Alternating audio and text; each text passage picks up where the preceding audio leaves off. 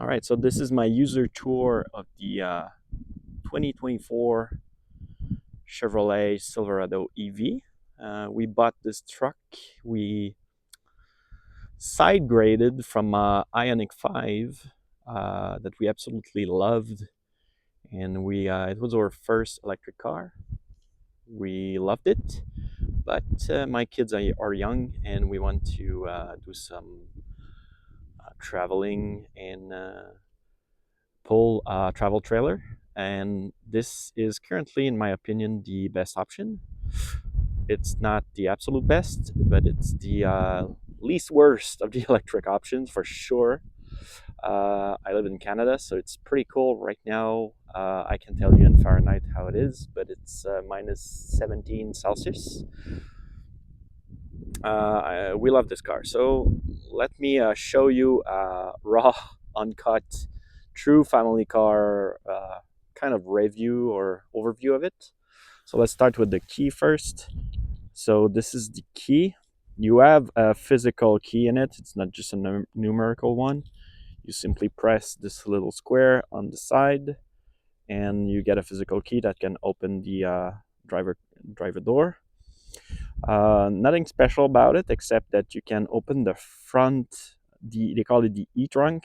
You press twice, and as you can see, it opens up. So while we're at it, let's look at the e-trunk.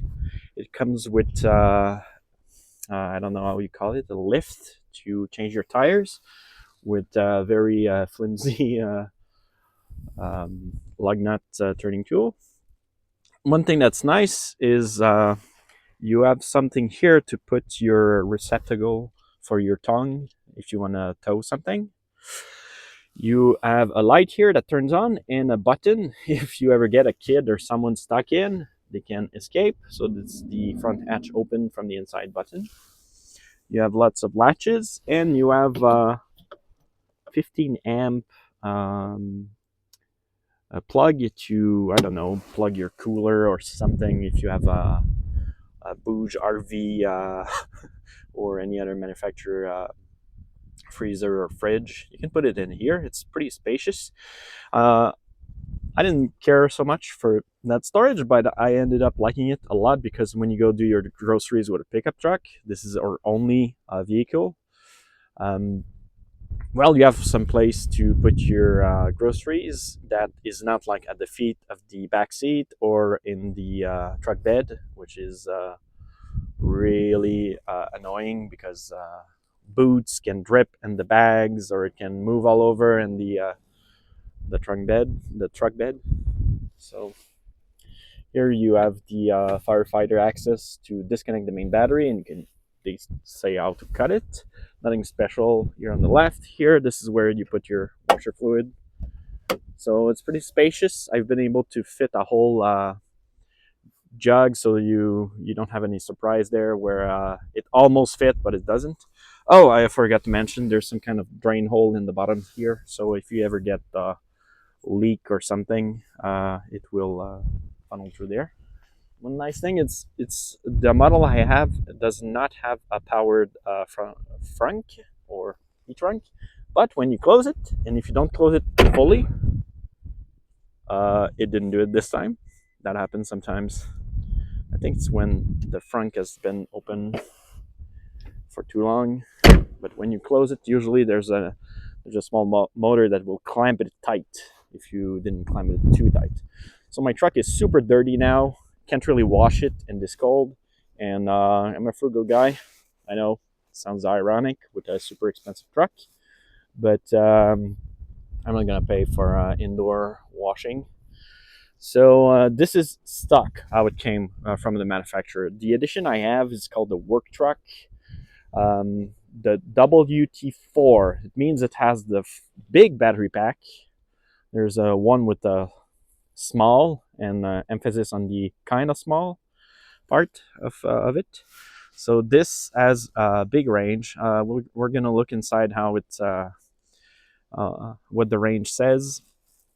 I don't know in miles. I know in kilometers it's about 840 something kilometers of range, and We're in the winter, so it's cut very short. We're about at 500 kilometers, which is still extremely good. One thing which is nice about the truck bed is that you have outlets. This is a generator plug. I think you can put a soldering machine there. It's rated to be able to produce 7 kilowatt of power, so it's quite nice. And they all have separate fuse. You have an access hatch here for just some small storage for joy keys or I think dongles. I don't really want to open it because it's really cold now, and plastic doesn't react very well to super cold climate. The truck bed is lined with very rough but nice finish. All the dust that you see here is stuff that has been accumulating since I have the truck. I got it beginning of November, and we are now February 15, 2025. So yeah, so this is a flexible cover. There's just some aluminum struts there that make it nice. I prefer it to rigid ones because you can roll it, and it really protects the front window and such. Those things that change the look from something that would be a Silverado more to an Avalanche style. They still call it the Silverado, but I think it's for aerodynamics. And as you can see, because of the aerodynamics, snow tends to accumulate a little bit. So, back seat. As I mentioned, my kids are quite young. Lots of room there. We've been able to sit an adult in the middle quite comfortably. Very nice. Another thing that I like is that there are some vents at the bottom here for feet, so my kids' feet are not frozen. You also have a vent here for climate control. As I mentioned, my kids are young, so everything's super dirty. That's life. You have 2 USB-C outlets and a 15 amp regular house outlet there. Quite nice.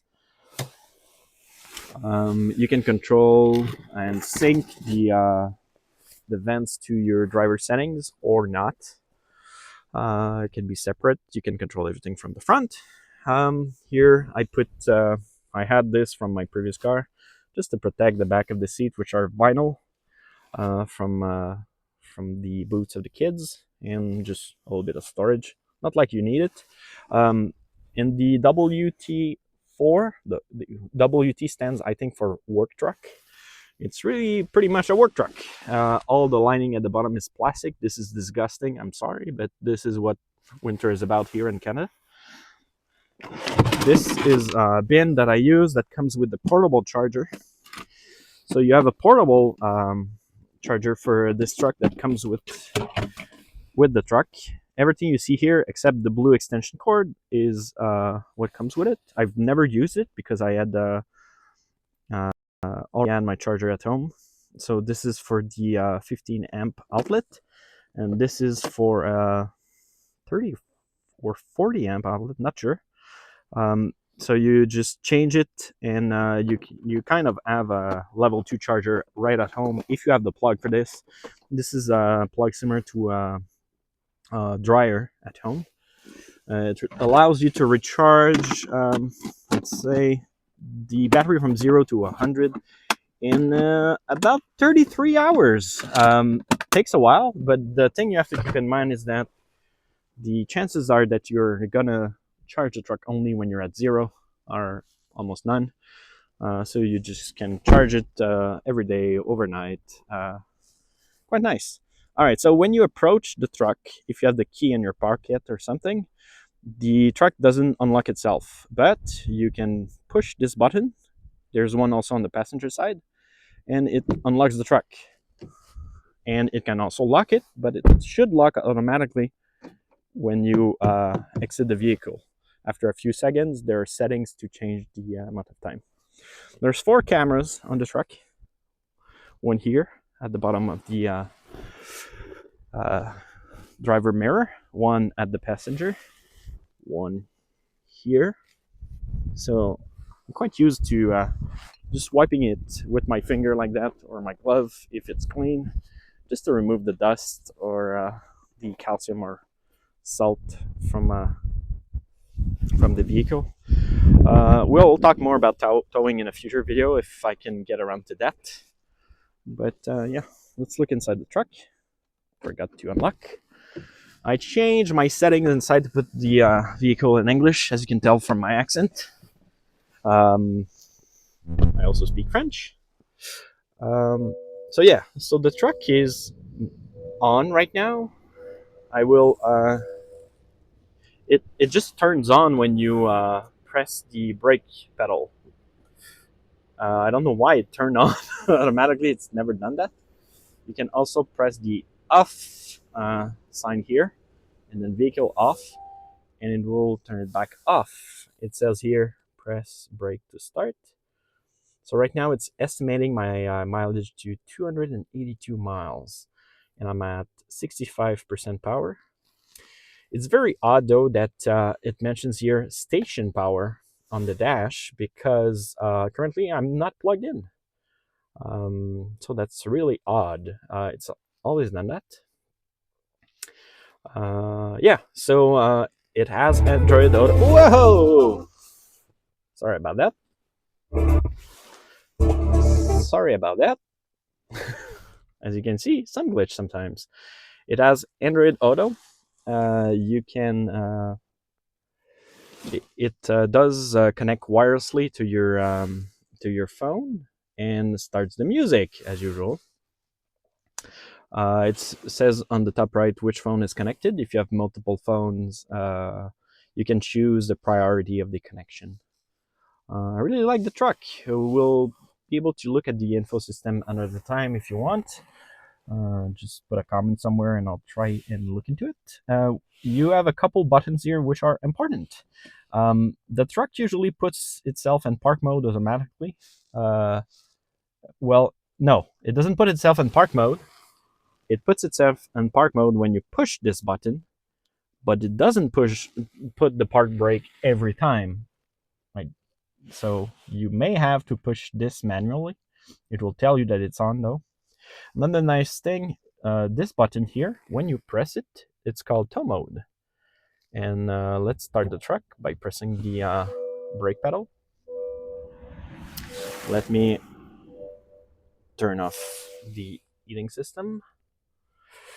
And when you press the button that I mentioned, the tow mode one, and look at the mileage, it's gonna make you freak out and say, oh my god, the car has no autonomy when you're pulling something. Keep in mind, it's calculating my average mileage based on my usage right now in the winter, which is crazy inefficient. Because I also preheat the car a lot of time, and yeah, so I don't even know if it has no notion of the weight of the thing that I'm pulling. So it's just doing that for my convenience or something.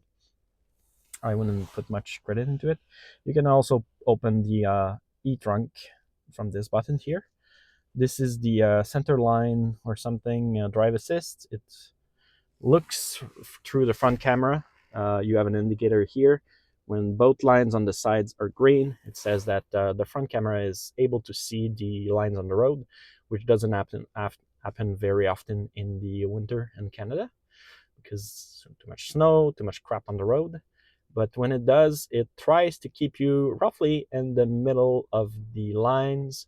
I've been a bit disappointed because that's what my Ioniq 5 did. It kept me pretty much in the middle of the lines. But with this truck, what it does, it's pretty much just preventing you from veering over and crossing the lines. So it will pinball you from one side to the other. So it's not really a super nice driving assist, but it does detect cars in the front, will automatically slow down and start again. If you're in heavy traffic, it's pretty nice. Yeah. Lots of room in the truck also. The glove box is not super big. It's kind of nice. It's already full for us. You have some kind of shelf here. Here, lots of room. You can put a Kleenex box here. We have a garbage can, that foldable one that we like.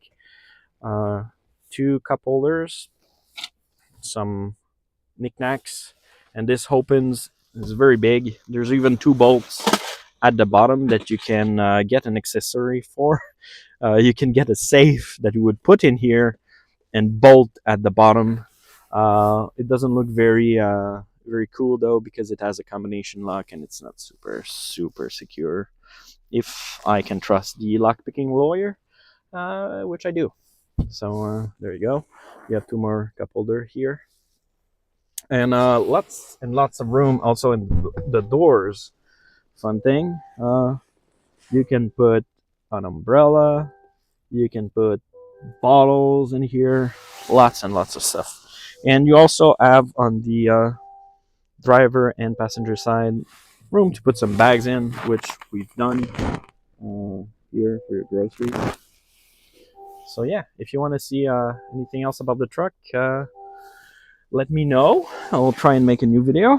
And yeah, so my plan is to use the truck to pull my travel trailer and do some camping with my kids.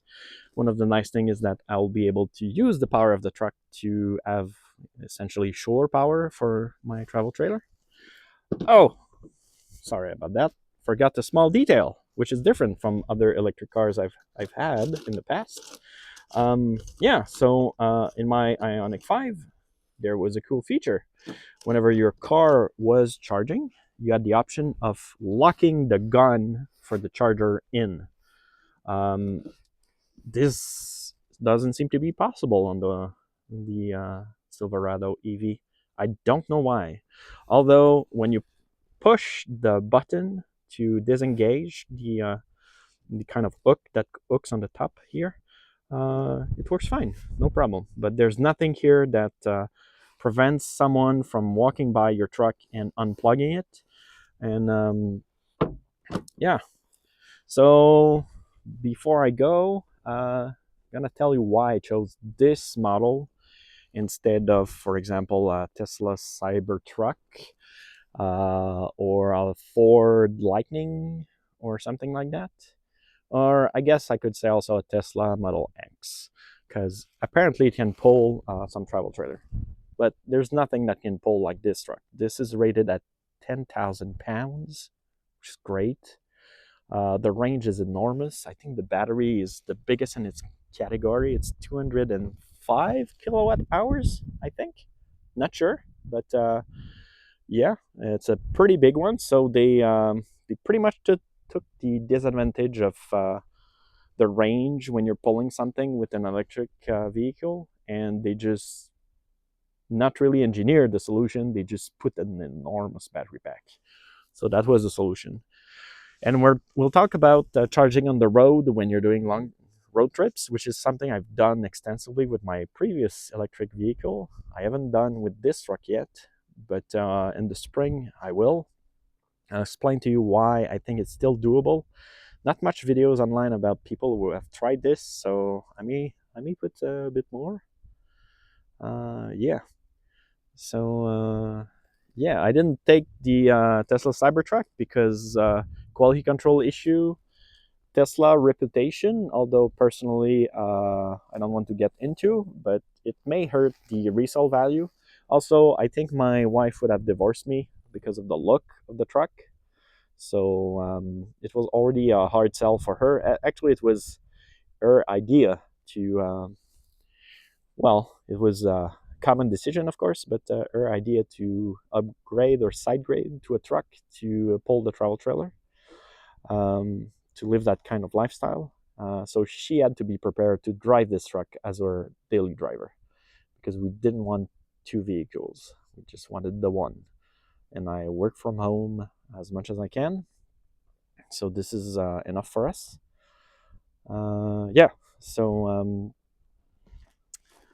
So yeah, I didn't take the Ford Lightning because the range, when you take into consideration that you will only charge up to 80% while on the road on long road trips, and when you're pulling, the range of the Ford Lightning is really small. It's like in kilometers, it's like 150 kilometers, so maybe 100 miles or something, which is not enough for a long road trip.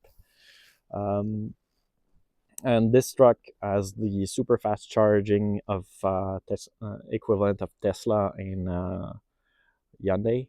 So it really charges fast, has enormous range, super huge power, and I couldn't get also the Cybertruck here in Canada because it was not available earlier. Uh, and as I mentioned, there were other reasons I didn't take it. Ford Lightning, not enough range, and Rivian, too expensive. No support here in Canada. Here I can have this service at almost any Chevrolet that sells electric vehicle, or at least they can. I can have more widespread support for the truck, and I've had zero issue as of now. My my most minor annoyance is that this truck decides that it has a noise when you are going slowly, which is super loud and sounds like an alien spaceship.